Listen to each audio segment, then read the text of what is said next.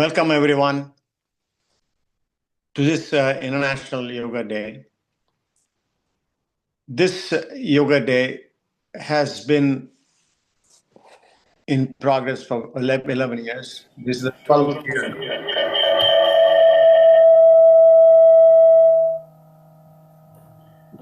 12th year of International Yoga Day. And the day was selected by our Prime Minister Narendra Modi.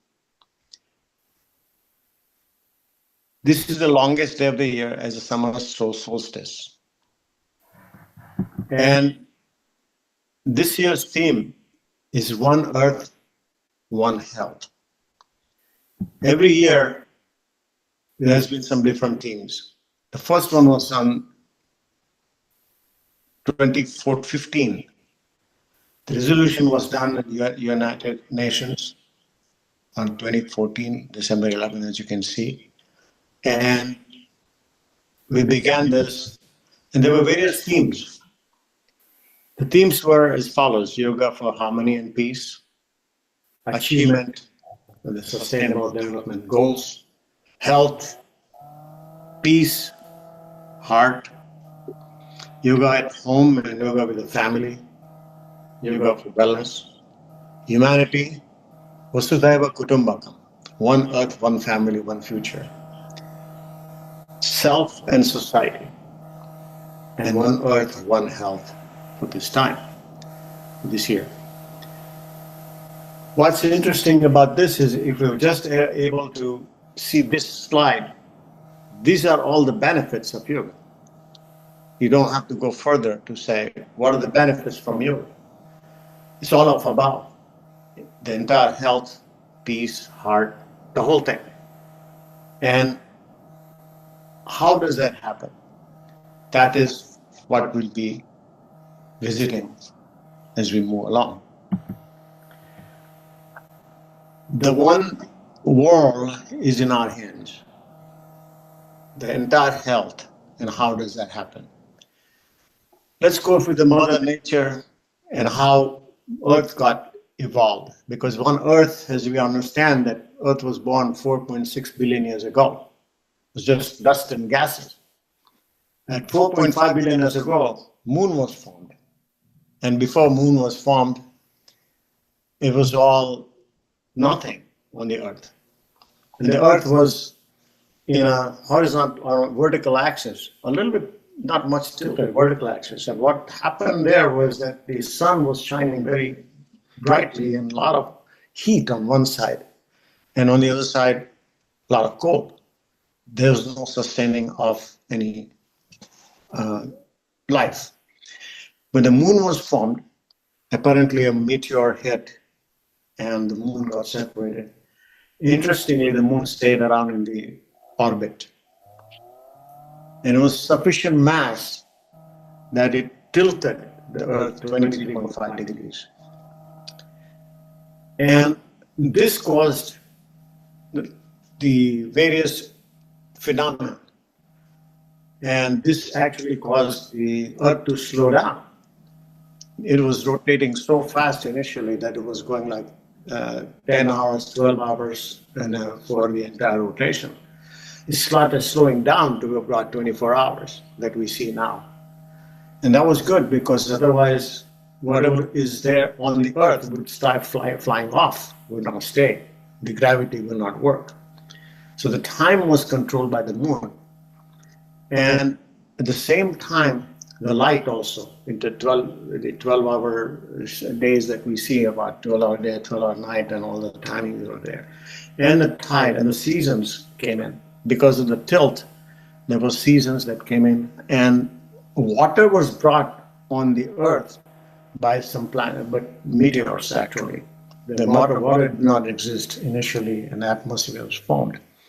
And the atmosphere, when the atmosphere was formed, at that point, we had there is some amount of filtration of all the heat, and also some tremendous amount of ultraviolet rays and all those rays that would not be sustained in life. So because of this atmosphere, now the moon was helpful to form the atmosphere. But then at that point, we did not have any oxygen. Oxygen is important for life, as you know. Oxygen was sustaining everything, and we'll see that further. It occurred 2.33 billion years ago. There's initial bacteria, cyanobacteria. It's very interesting to see that you will be able to see if you visit Yellowstone National Park. That's about the main place where you see a lot of these fossils of these bacteria. And cyano means it's like bluish in color, and we see various colors when you see these bacteria. But these are the actual forerunners of life. They combine sunlight, water, and carbon dioxide to do the photosynthesis and create byproduct as an oxygen. And this is the initial oxygenation of the Earth. There was a big event called Great Oxidation Event, which increased the production rate of oxygen. Before that, whatever oxygen was produced was used up by the bacteria themselves and whatever bacteria were formed. But then, after some millions of years, it's now taken over by plants. And the plants is very interesting that they take carbon dioxide from us during the daytime and give out oxygen during the day. At night time, it's the opposite. Now, this is a global map of the Earth. On the left side, you see what is happening is this is taken from a satellite, and the ocean is the most important source of oxygen today. 50 to 70% of water is in our surface is ocean, and underneath the ocean, the plants called phytoplanktons. They use the same thing. They use the water, carbon dioxide, and sunshine to produce the oxygen. And it's very similar to the photosynthesis that we see. Now, this particular map is changing, and map is being published updated every year or every whatever. It's a whole idea because what is happening in the ocean surface and what's happening in the heat, how the various atmospheric changes happen. This definitely gives the situation a concern. What we do is we pollute Earth, we pollute the oceans, waste, plastics, and all that, deforestation. And if we do that, we are actually cutting back our source of oxygen ourselves. And that is going to be a big issue down the line if we do not take care of the Earth. And therefore, maintaining the health of the Earth is important for us to really maintain our own health. There are highest oxygen producing plants that are giving most oxygen at night time, but there are some that give at night also. Tulsi, people, sarpagandha, snake plant, money plant, orchid, etc. And this is just a big list of that. And I can show you here: snake plant, people tree, aloe vera, areca palm, orchids, tulsi. These are the plants that actually house plants that you can have in the home, and these will continue to give oxygen even at night time. And they do through a process which is called CAM process. They use acid. Whatever the acid, carbonic acid is produced, they have recycling, very much similar to what we do in our own body. When we do when we don't have enough oxygen, it's a similar process, and this is a forerunner of the process in our body itself. So there are some plants that are very helpful for us to grow. Now, life on Earth, there were two kingdoms that coexist. Now, this is an important slide to understand. On the left side, you see plants, they create photosynthesis. Now, I know it's a chemical formula, but it's a very simple formula to follow. 6 of water, 6 H2O plus 6 carbon dioxide plus light. This was the one which we saw how the oxygen was produced. Now, if you combine these numbers, you will see that it produces carbohydrates. That is a food, C6H12O6. These numbers add up. And plus it creates 12 of oxygen, which is life. Now, oxygen is sustained. Now, this is cyanobacteria that originally started doing the same process. But now plants are doing it also. Now, what do? We eat the carbohydrates, right? That's the primary food. We eat the carbohydrates, C6H12O6. And we do the respiration and metabolism, and we break it down further back into the 6 of water, 6 of carbon dioxide, but then it goes from energy. And so now you can see that oxygen on the left side is converted to energy. This is how the formula works. And we can understand that how to maintain the plant kingdom is truly the best thing we can do. Come to the yoga part of it. This is the shlok which is very important to recognize. Yatra yogeshwara Krishna, yatra partho dhanodara, tatra shri vajayo bhuti dhruva nitya patirmava. Wherever Yogeshwara Krishna is there, in other words, the guidance is there for yoga. Yatra partho dhanodara. Dhanodara means the person who is ready to practice. The person who is really ready to do stuff and do consistently. That's where Shri means all the wealth, and Vijay, victory, will be there. I'm very convinced about that. So we must follow this very important aspect that we have a guide and we follow. Many times guide is ourselves also. So I've taken 2 statements from Gita, both are from chapter 2. And this, on the left hand side, we see what is yoga. Samattam yoga uchyate. Balance in life is yoga. And how do you do that? Yoga karma kaushalam. Skill in action is yoga. So you have to have combination of these in order to really achieve the practices in yoga. Let's look at the life now. See how samattam. If we have these 2 statements at heart, the way the entire sloka is yogasya kuru karmani sangam tatta dhananjaya siddhi asiddhyo samoputva samattam yoga uchyate. Siddhi asiddhi means victory and defeat, or maybe success or failure. We don't have to worry about that. We have to continue doing the yoga itself, good or bad. Same thing is true here. The word here is sukruta dushkruta.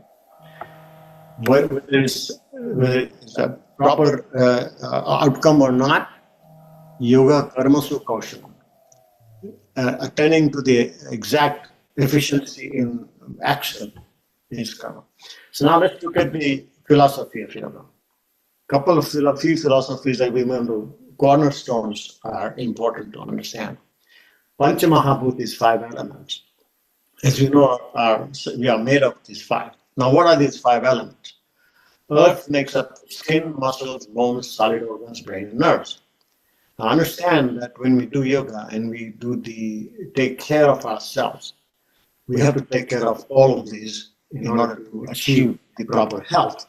Take care of the skin, muscles by movement, proper nutrition, bones the same way, and solid organs, brain as well as the nerves. We know many ways of doing this. Water composes 70%, which is blood. So is cerebrospinal fluid, intracellular fluid, secretions in the joints. And this is important also to understand that we take care of water content properly, then only it will be healthy. And along these lines, understand that it's all balance. We have to balance all of these things in order to achieve yoga and health. Samattam yoga uchyate. Fire element is enzymes and hormones. The hormones also, they give us signals of temperature, hot, cold, and sexual urge, etc. Hunger and thirst are the signals. We have to recognize these signals properly. And proper hunger, proper thirst. If we overdo anything, underdo anything, we are in trouble. We're not healthy. And so Panchamahabhuta, you take care of that. Air is an important part of the 5 vayus, the prana, pan, saman, dhyan, ran, and the 3 gases. This we'll talk more about. But that's the breath part of it. So breathing properly and breathing appropriately. Again, not too much, not proper. Intention, creation, and then doing proper breath work. Same thing holds true for mind. Sky is the 5th element. This is Akash Tattva. Mind, thoughts, emotions, and our words, what we speak. So when we take care of the 5 elements properly, Samattam yoga uchyate. It's very important to recognize that all along, the Panchamahabhuta we take care of properly to do the yoga. As we celebrate this yoga event, let's continue to understand our life, and life will continue moment to moment and how we perform that. The next best philosophy is the five koshas. Now, there are two diagrams here you can see. On the left hand side, you see that the outer cosmos. You see the earth is the inside, Annamaya Kosha is the most inside. Then comes the Pranamaya Kosha. Annamaya Kosha is again is the body and solid organs and everything that is. Then Pranamaya Kosha is the second layer, which is the breath work, breath and all the oxygenation and oxidation and all that happens. And then comes the Manomaya Kosha, which is the mind. Again, mind has emotions and thoughts. And we go to the Vijnanamaya Kosha, where we understand more, understanding about what's happening to the body and outside world, and understanding of that's the knowledge part of it. And the last part is the total experience of Anandamaya, that means bliss. Now, we all experience this. On the right hand side, we have shown the similar process, but you can see that the Annamaya Kosh is actually the most outside, and we are traveling inside the cells to go to the Anandamaya Kosh. So we can do two types of journeys when we practice yoga, is to go from inside out to the outer cosmos and recognize the power of our own self and energy, or go inside and experience the same at each and every cell level. Now, the question I have for us is how, during a day, how many hours we spend thinking about Annamaya Kosh, body level. How many times, how much about the breath? How much about the mind and thoughts and emotions or relationships? How long do we take all that? How about studying and finding out more stuff and creating knowledge? How much time do we spend with that? And all this combined, then how much experience of bliss do we have during the day? This is important to recognize, that we balance these five koshas during even the day. Balance is important to balance these koshas and our activities also during the day. That's why Samatvam Yoga Manchite. And Yoga Karma Sakoshan, all these actions have to be done with skill. Skill has to be developed. Not everybody knows everything, but skill can be developed. Next one concept is chakra concept. We know these all 7 chakras. And the 7 chakras work in alignment. I'm not going to name them. They are very simple. But the basic chakra is Muladhara, which is I am. Then comes the feeling, I feel. And all the good pleasure and all that comes in the second one. Third one is I do. I'm able to do this, my strength, and I have the ability to do stuff. And that's the Manipur chakra. And then the heart, I love. I have love for everybody, compassion, and my heart is full of many, many other qualities. Then comes the expression or piece of communication and speaking. And also then third eye chakra, which is the intuition and understanding about see beyond what you see outside by the 2 eyes. And then the knowledge. This is the supreme knowledge that comes in the Sahasrara chakra. So now, or Crown chakra. So these are all, again, you can see that from maintaining ourselves, the most bottom chakra, to express, to feeling and enjoying it, and then being strength inside, and then loving, and then communicating with the family or the world, but then getting something feedback and understanding a little bit more deeper aspect of the third eye, and then supreme bliss. So it's a similar type of presentation, but are we balanced there? Can we balance this? So you're spending time only in one chakra. That is yoga, Samatvam Yoga Chitte. The 8 limbs, This we know, we're not going to go too much into details, but yam is ahimsa, satya, asteya, brahmacharya, aparigraha, kindness, truthfulness, non-stealing, moderation, and generosity. These are all the value system that we have. The 8 limbs of yoga are, again, they are also to be performed as a balanced way.